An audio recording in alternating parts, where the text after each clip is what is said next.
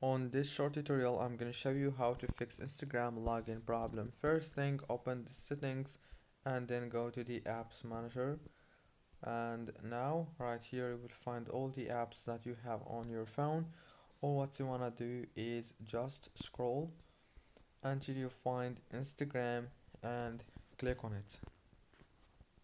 When you click on the Instagram app, now all what you want to do on this page is click on force stop and then go to the storage.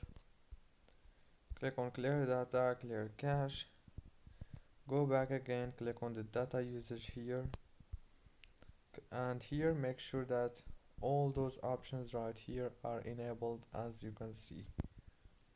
After that, you have to go back to the settings of your phone, go to the wireless add networks, and now go to the airplane mode right here. As you can see, enable it for 15 seconds and disable it, and then reopen Instagram and the problem must be solved. Don't forget to like, subscribe.